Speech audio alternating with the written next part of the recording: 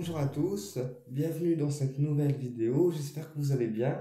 On se retrouve après un long moment d'absence puisque j'ai fait le Covid et puis j'ai été 7 jours du coup en arrêt total des soins et des vidéos pour me remettre énergétiquement de ce Covid qui, il faut le dire, massacre. Et donc aujourd'hui je reprends un petit peu d'énergie, donc on se retrouve pour une vidéo où on va parler de la sagesse spirituelle. Alors, qu'est-ce que c'est la sagesse spirituelle? Ce sont des praticiens, des maîtres praticiens qui transmettent leur savoir, comme moi je peux le faire par exemple avec mes élèves, dans l'amour. C'est-à-dire que nous, on transmet notre savoir dans l'amour. Pour que les élèves finalement finissent par apporter la lumière aux personnes qui croisent sur leur route. C'est-à-dire que moi, je forme les personnes à différentes techniques de soins énergétiques pour que mes élèves puissent apporter l'amour à leur tour et guider les autres spirituellement. Je n'ai pas non plus de jalousie envers les collègues ou envers mes élèves qui sont plus hauts que moi spirituellement, puisque pour moi, quelqu'un qui est plus haut que moi spirituellement, eh bien, il pourra encore plus aider de personnes, aider d'élèves aussi, pourquoi pas, à progresser spirituellement et à amener finalement un éveil spirituel. Conclusion, on sera plus en fait de personnes pour faire de ce monde un monde meilleur et pour rétablir une harmonie énergétique. Et puis avoir la sagesse spirituelle, c'est aussi le fait de prendre certains reculs face aux situations. Voilà, quand on a des situations qui nous énervent, quand on a des situations qui ont tendance à nous agacer, être sage spirituellement, c'est aussi le fait de savoir prendre du recul et de se dire, ok, on reste calme, ceci ne m'appartient pas, donc on prend du recul. Et si nécessaire, on s'éloigne des personnes qu'on suspecte d'être négatives pour nous. De toute façon, quelqu'un qui a une sagesse spirituelle, ça se voit en fait, parce que c'est un être ou des êtres qui sont dans l'amour, qui ne sont pas dans le jugement ni la jalousie, et puis ce sont des gens qui vont attirer des clients ou du monde vers eux, sans avoir besoin de le provoquer ni de le chercher. C'est-à-dire que les gens vont tellement être attirés par votre sagesse qu'ils vont venir à vous de manière naturelle sans que vous ayez besoin de faire quoi que ce soit. D'accord? Puisque les gens ressentent en fait à l'intérieur la sagesse spirituelle que vous avez. Voilà. Il faut savoir également que ma mission de vie d'après les guides, c'est d'écarter en fait les personnes sombres. Alors, qu'est-ce que j'appelle personnes sombres? Les guides m'ont expliqué il y a 2 ans maintenant, que ma mission de vie était d'écarter les faux travailleurs de lumière. Alors, qu'est-ce que c'est un faux travailleur de lumière? J'en ai parlé dans une vidéo précédente. Un faux travailleur de lumière, c'est une personne qui croit être dans la bonne lumière, donc dans l'amour, la bienveillance, etc., et qui en fait n'y est pas, parce que à la moindre contrariété, à la moindre chose, ou si on ne va pas dans son sens, elle va en fait être frustrée, être contrariée, être vraiment jaloux aussi de la puissance que des autres peuvent prendre face à elle, et va avoir tendance à se croire au-dessus du monde. D'accord? Donc ça, ce sont des gens qui sont dans la fausse lumière. Parce que pour moi, il n'y a personne qui est au-dessus de personne.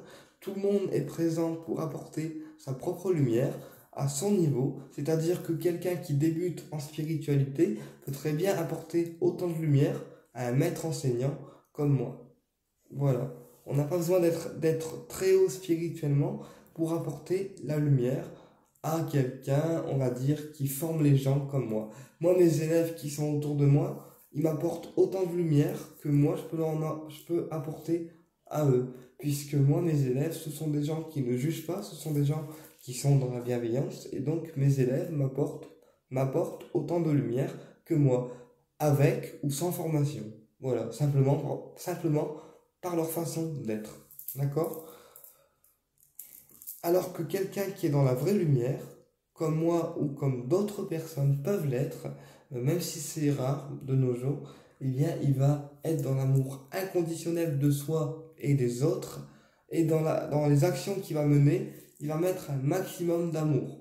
Ce qui fait que du coup, la fréquence vibratoire qu'elle aura en énergie principale, ça va être l'amour. Et du coup, elle va attirer à elle plus de personnes positives, elle va attirer à elle du monde, parce que les personnes vont sentir la bienveillance autour.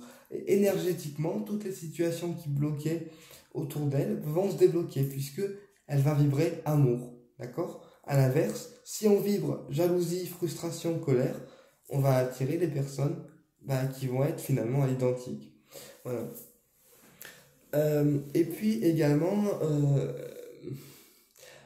avoir une sagesse spirituelle, ça veut dire aussi être ouvert à toutes sortes de choses, à toutes sortes d'expériences. Alors souvent on me pose la question, est-ce que la sexualité et la spiritualité sont compatibles? Alors oui, on peut avoir une spiritualité très haute, et avoir une sexualité très ouverte, puisque les deux sont compatibles.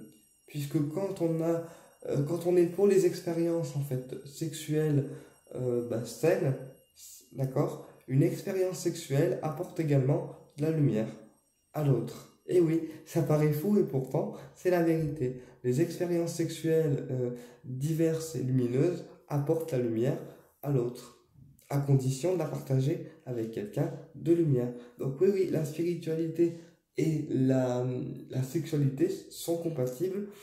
Et ce n'est pas parce qu'on a c'est pas parce qu'on a des dons spirituels, d'accord, qu'on doit être forcément parfait. On peut très bien avoir des dons spirituels et partager des expériences sexuelles là-haut, d'accord, donc Métatron et les guides ne nous en voudront pas, d'accord, sauf si c'est pas quelque chose de désiré et si c'est du forcing, d'accord. Mais concrètement, pour revenir à la spiritualité, avoir la sagesse spirituelle, c'est par exemple le fait de répondre aux ennemis ou aux personnes qui vous embêtent par le silence. Voilà. D'où le proverbe, on répond aux cons par le silence. C'est tout simplement ça. Et en fait, en répondant par le silence plutôt que la colère, c'est là qu'on va entrer en fait en observation totale. Et c'est là que les personnes qui vous embêtent vont se sentir frustrées, puisqu'ils attendent finalement une réponse en fait de vous, donc une réplique, d'accord? Mais comme on réplique pas, finalement ils se sentent frustrés. Donc en fait, c'est eux les fautifs. Voilà. Et c'est eux, finalement, qui sont plus frustrés que vous. Moi, personnellement, je suis entouré de confrères bienveillants, pour la plupart. Maintenant, si un jour je devais être tout seul à gérer mon cabinet et à gérer mes protections et mes soins, pas de problème. Je préfère être tout seul que mal accompagné. D'accord? Donc moi, j'ai besoin de personne. Euh, c'est plus les gens qui ont besoin de moi que moi d'eux, mais bon, bref. Maintenant, toutes les personnes qui sont autour de moi, je reste présent pour eux, je me donne à 100%, d'accord? Et voilà, parce que c'est des gens que je considère comme ma famille. C'est vraiment des personnes que j'ai dans le cœur, donc je les considère comme ma famille. Voilà. Euh, je prends un exemple, comme Thomas et Aurore de la boutique L'Aurore Céleste, ce sont des gens qui sont juste adorables et je les considère vraiment comme des personnes de ma famille. Vraiment parce que ce sont des personnes qui font un boulot extra, ils sont hyper gentils avec moi, ils m'ont aidé sur beaucoup de choses. Alors effectivement, je suis un maître spirituel parce que je forme les gens, mais ils m'ont aidé à travailler sur moi, sur le regard que les gens peuvent avoir sur moi et le handicap. Ils m'ont aidé sur pas mal de choses. Leur boutique, elle est vraiment top. Et franchement, ce sont des gens où ils ont une vibration de malade. Moi, j'adore aller les voir. Et vous savez quoi? Même parfois, quand je me sens stressé, angoissé ou anxieux, eh bien, à leur simple contact et le simple fait de venir les voir, eh bien, ça va tout de suite mieux. Voilà.